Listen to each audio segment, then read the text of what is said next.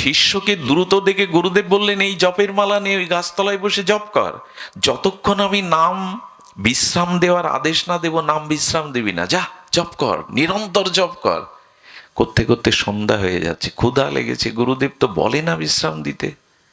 হঠাৎ দেখছে ঘূর্ণায়মান ঝড়ের মতো একটা ঝড়, মাঝখানে কালো বিকট একটি মূর্তি।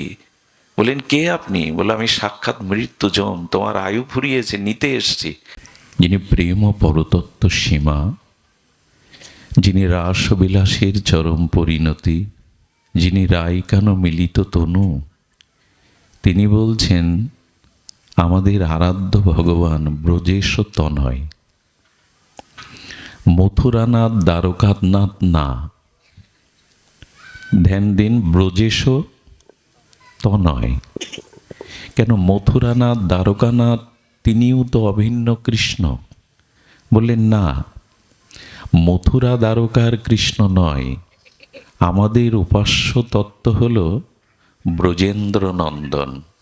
আমাদের উপাস্য তত্ত্ব হল রাধা সহ আমাদের ব্রজেন্দ্র নন্দনের যুগল উপাসনা। আর আমাদের ধাম কোথায়? আমাদের মনন চিন্তন লীলা ধ্যান কোথায়? ধ্যান কোথায়? হলেন শ্রীধাম বৃন্দাবনম।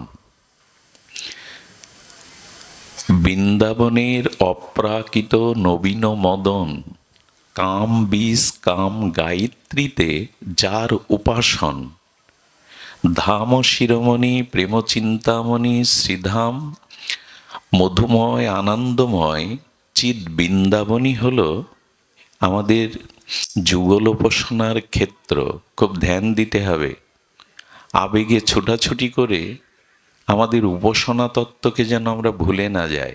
গুরুদেব আমাকে কি উপদেশ দিয়েছেন তার বাইরে যেন না যায়। গুরুদেব কি উপদেশ দিয়েছেন?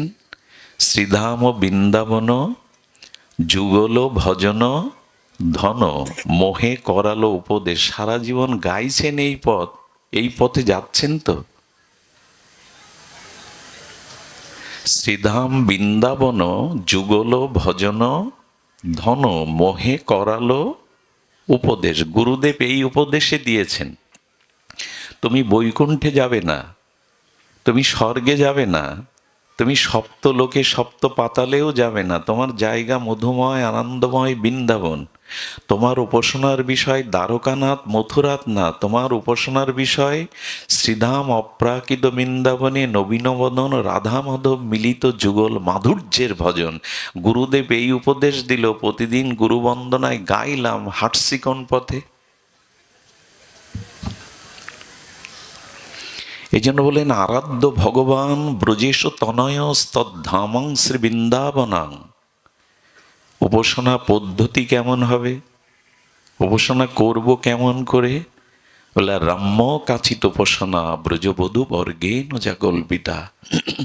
শ্রীধাম বৃন্দাবনের ব্রজবধূগণ ব্রজসুন্দরী গোপীগণ যেভাবে উপাসনা করেছেন ওটাই আমাদের উপাসনা মার্গ।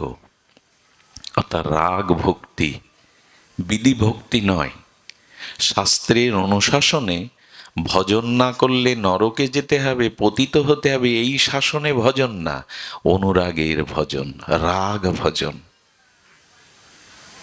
সুধীজন, কঠিন প্রস্তাবনা। সাধনার যত স্তর আছে তার শেষ সীমা এটা। এই জন্য আমরা সবাই নিতে পারবো না একথা, কিন্তু একটু প্রবেশ করতে পারলে কর্ণ দিয়ে হৃদয়ে গেলে আনন্দ পাবেন।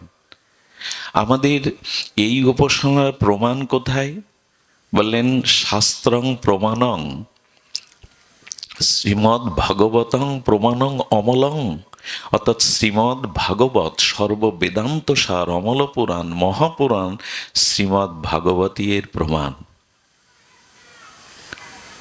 আর জীবনের প্রয়োজন কোনটা? জীবনের প্রয়োজন দেবরাজ ইন্দ্র হওয়া না, ব্রহ্মার পদ না, জগতের রাজাধিরাজ পদ না, যশ খ্যাতি পূজা প্রতিষ্ঠা না। আমাদের প্রয়োজন হলো প্রেম। প্রেম ও মহাত্ম পুমান। প্রেমের উপরে কিছু নাই। আর শ্রীকৃষ্ণ চৈতন্য মহাপ্রভু মত মিদাং তত্রাদরণা পর, মহাপ্রভু বলছেন এই উপাসনা ব্যতীত অন্য কিছুতে তোমার যেন আদর না হয়, যত্ন না হয়। কে বলছেন কথাটি? একটু জোরে বলতে হবে। কার কথা? শ্রীকৃষ্ণ মহাপ্রভু বলছেন, চৈতন্য মহাপ্রভু। শ্রীকৃষ্ণ চৈতন্য মহাপ্রভু মত মিদাং তত্রা আদরণা পর, অন্য কিছুতে যেন তোমার আদর না হয়। এ প্রসঙ্গে একটু বলি, ধ্যান দিয়ে শুনুন। পরিবেশটা শান্ত আছে বিধায়, অনেক মরমী ভক্ত এখানে আছেন বিধায় এই প্রসঙ্গ এলো।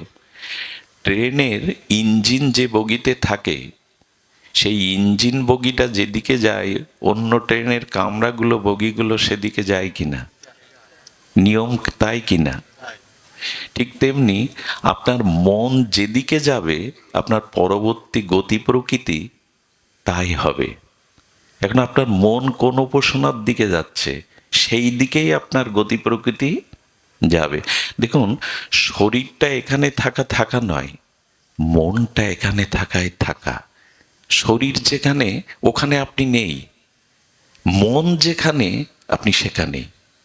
আবার বলি, শরীর এখানে কিন্তু আপনার মন এখানে নাই, আপনি এখানে নাই।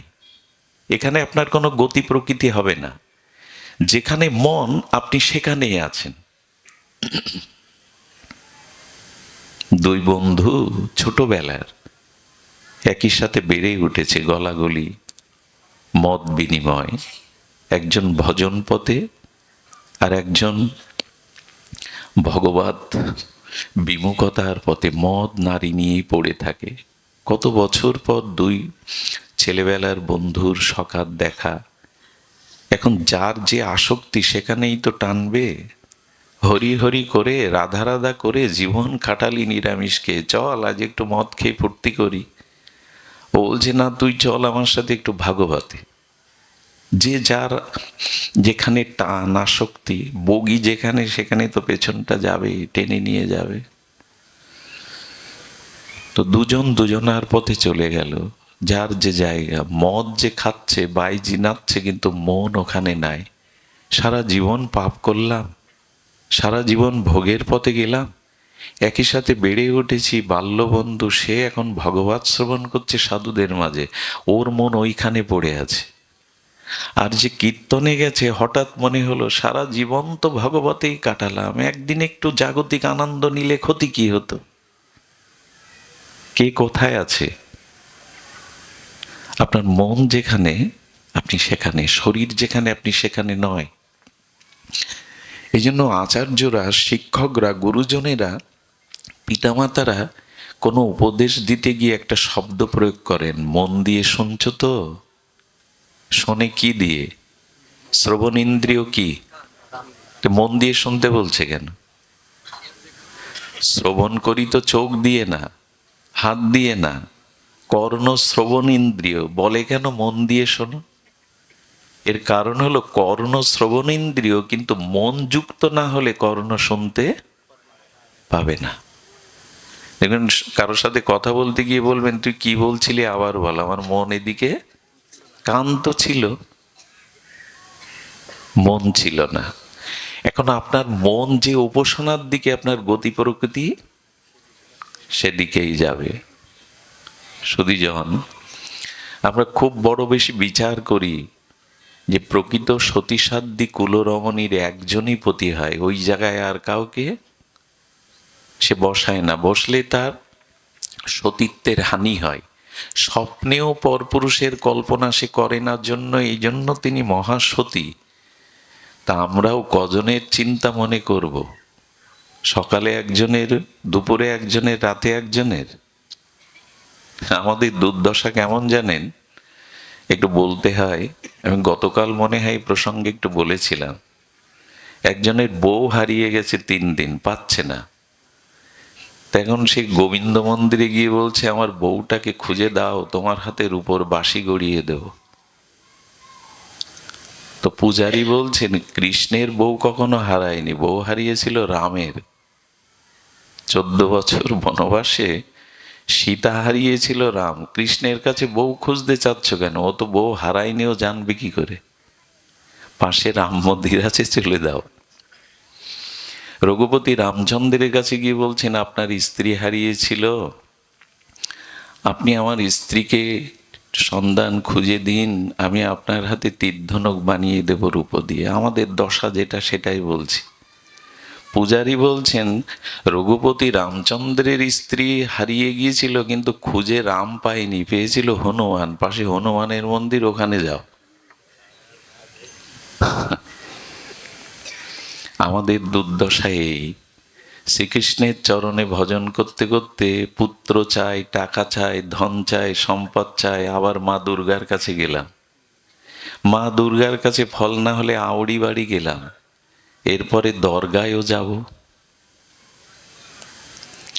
এক সতী নারীর মন এক পতিতে না থাকলে সে অসতী হয়, আর আমার মন 10 জনকে দিলে আমি কি হব?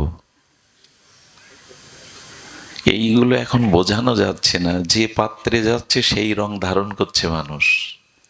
নিজের সুখ সুবিধা, নিজের বৃত্তি প্রবৃত্তি অনুযায়ী সে সেখানেই গিয়ে সেই রং ধারণ করছে। এটা মহাপ্রভুর মত না। শুনলে অবাক হবেন, কথাটি পরে বলবো মনে করেছিলাম, কিন্তু আগেই বলছি। উদ্ধবকে ভগবান ব্রজে পাঠাচ্ছেন। কাকে? ইনি বৃহস্পতির শিষ্য। জগতে তার মতো জ্ঞানী দ্বিতীয় নাই, ভগবানের অত্যন্ত প্রিয়। তিনি তিনি বড় মন্ত্রীপ্রবর, বৃহস্পতির সাক্ষাৎ শিষ্য, জ্ঞানী মধ্যে অগ্রগণ্য, ভগবানের সখা। দূর থেকে কৃষ্ণ এবং উদ্ধবকে এক জায়গায় বসে থাকতে দেখলে অনেকেই উদ্ধবকে কৃষ্ণ ভেবে ভুল করত, একই রকম দেখতে। সেই উদ্ধবকে যখন ব্রজে পাঠাচ্ছেন গোবিন্দ, ধ্যান দিচ্ছেন তো? ঘুমাচ্ছেন না তো? একটা ঘুম পাড়ানি কথা শুরু করেছি আমি, খুব কঠিন একটা প্রস্তাবনা, ঘুমায়েন না, শুনুন তো। কি হয়েছে? উদ্ধবকে গোবিন্দ বলছেন, তুমি আমার প্রসাদী পোশাক পরে যাচ্ছ, আমার প্রসাদী মালা, আমার গায়ের অঙ্গগন্ধ তোমার এই প্রসাদী বস্তুর মধ্যে। তবে হ্যাঁ, তুমি গিয়ে গোপীদের সামনে বলবে শ্রীকৃষ্ণ উবাচ। আমি বলছি উদ্ধব, তুমি বলছো, এই কথা বললে ওরা তোমার দিকে তাকাবে না, শুনবেই না। যখন বলবেন কৃষ্ণ বলেছেন, তখনই তোমার দিকে তারা চাইবে। বুঝতে পারছেন বিষয়টা? তুমি গিয়ে বলবে না আমি দুটি কথা বলতে এসেছি, তোমাকে ওরা চিনতেও পারবে না, দৃষ্টিও দেবে না, ও কথা ওদের কানে কখনো। যদি বলো কৃষ্ণ বলেছেন, ব্রজনাথ বলেছেন, তখনই ওরা তাকাবে। তার মানে কৃষ্ণ কথা ছাড়া ওদের কানে অন্য কথা যায় না। আচ্ছা, ব্রজগোপিকারা, রাধারানী বিরহিণী, মাথুর বিরহে মাঝে মাঝে স্থূল পদ্ম আছে। পদ্ম 2 প্রকারের, স্থূল পদ্ম আছে। স্থূল পদ্ম দেখে গোবিন্দের বদন মনে করে জড়িয়ে ধরতেন, প্রাণনাথ তুমি কোথায় ছিলে। তমালকে দেখে কৃষ্ণের অবয়ব মনে করে জড়িয়ে ধরত, এই আমার প্রাণনাথ। মাঝে মাঝে বিরহ কাতরা রাধারানী বলছেন, ললিতা বিশাখা, আমি কৃষ্ণ পেয়েছি। বলে কোথায় পেয়েছিস? নখের মধ্যে। বলছে এই দেখ কৃষ্ণ আমার এই নখের মধ্যে এসে প্রকাশিত, যে বুকে জড়িয়ে ধরতেন। তার মানে ভ্রমরকে দেখে জড়িয়ে, তুমি তো সখা তার।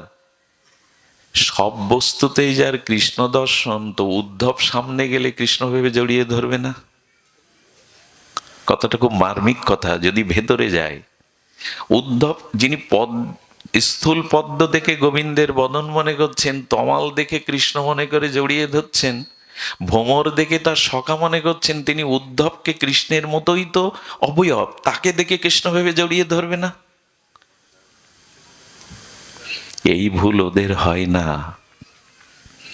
ওদের নিষ্ঠা শুধু কৃষ্ণতেই।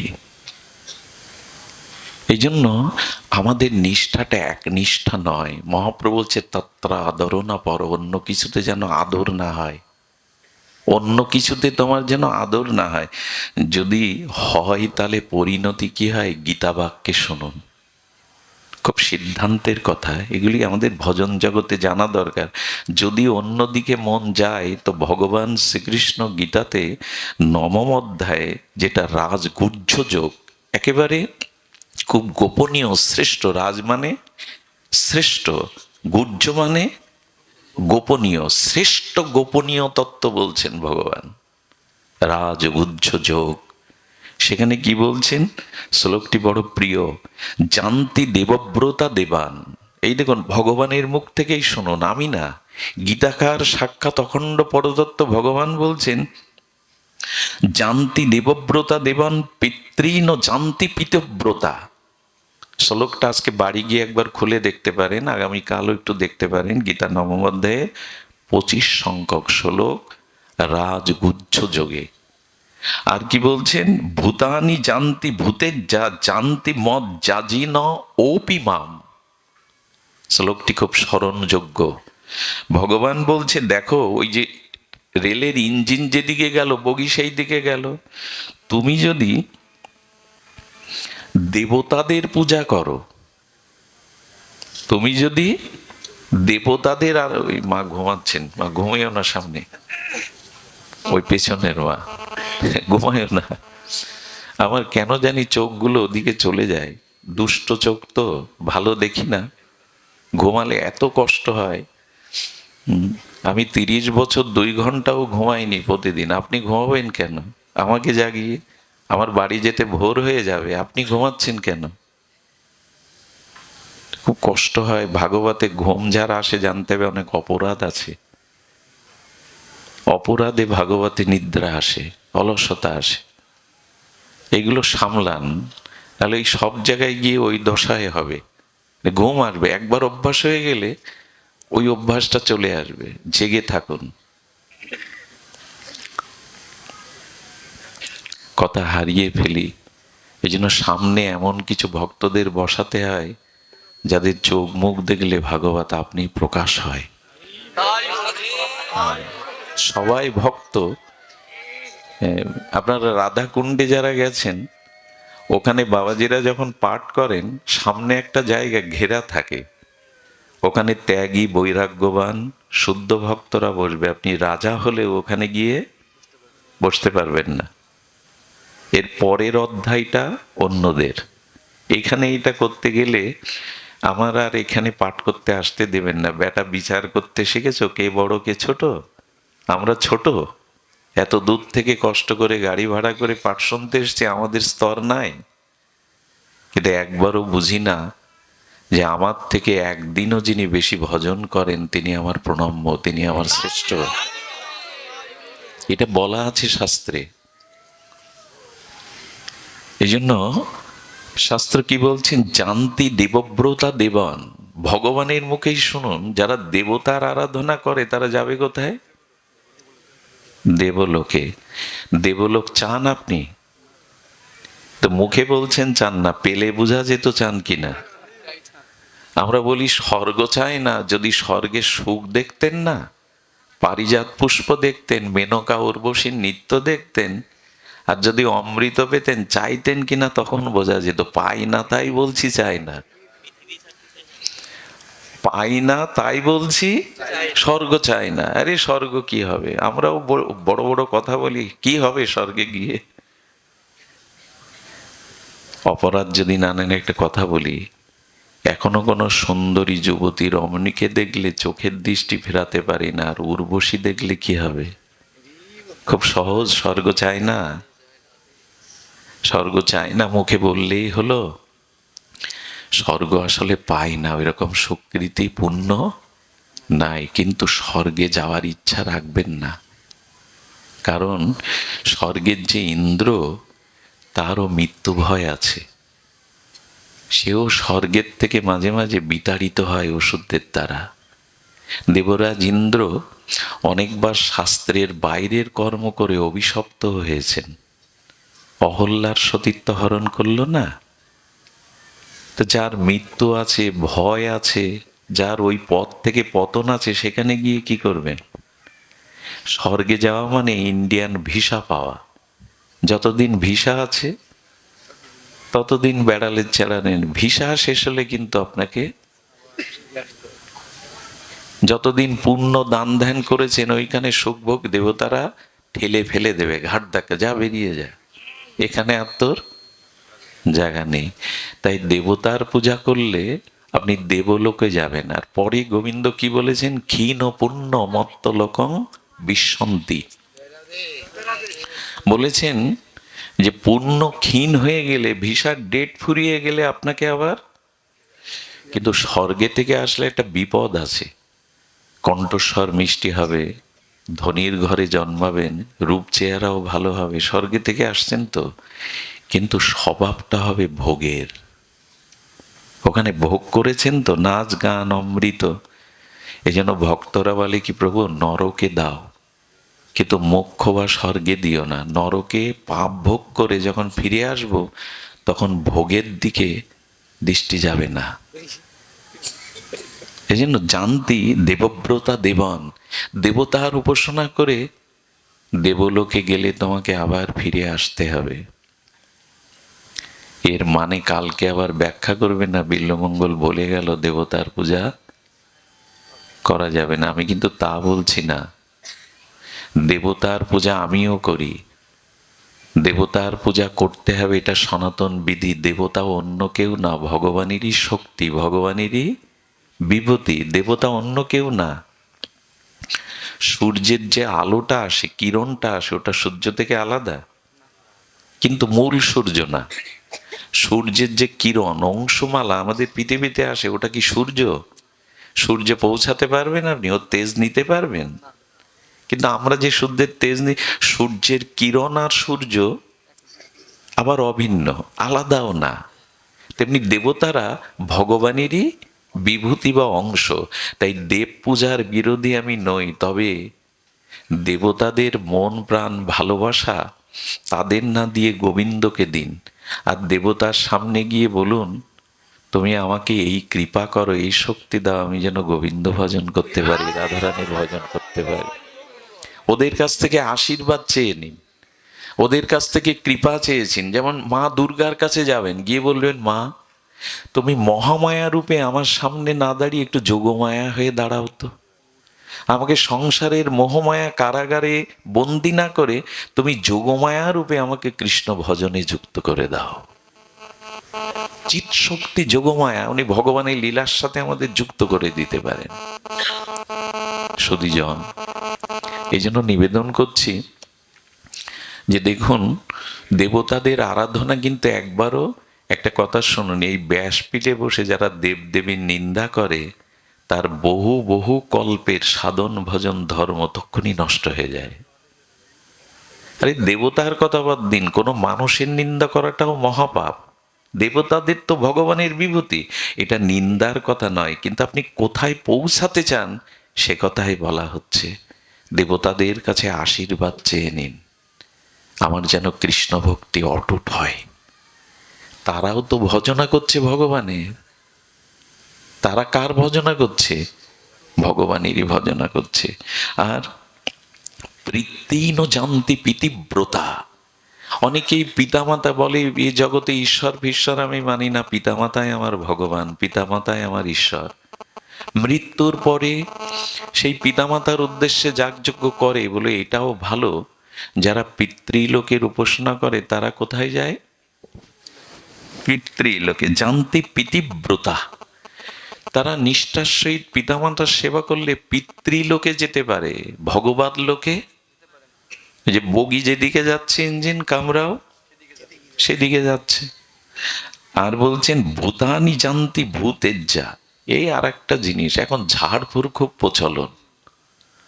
এখন ঝাড়ফু খুব প্রচলন। শ্মশানে মশানে থেকে এই বিদ্যা শেখে, ঝাড়ফু মান এইগুলো খুব প্রচলন। একটা জিনিস বলি, আচ্ছা কাঁঠাল ভাঙতে গিয়ে যদি সরিষার তেল মেখে ভাঙেন, আটা খুব জড়ায় কি? যারা ভগবত ভজন করে তাদের উপরে এই জিনিসগুলো প্রয়োগ করা যায় না, এগুলো প্রয়োগ হয় না, এগুলো প্রয়োগ হয় না। এগুলো রাশি আছে, এক এক রাশিতে এইগুলো খাটে। ঝাড়ফু মিথ্যা না, এগুলো প্রয়োগ আছে, বান মারা, এগুলো কাজ লাগে কাদের ওপর লাগে?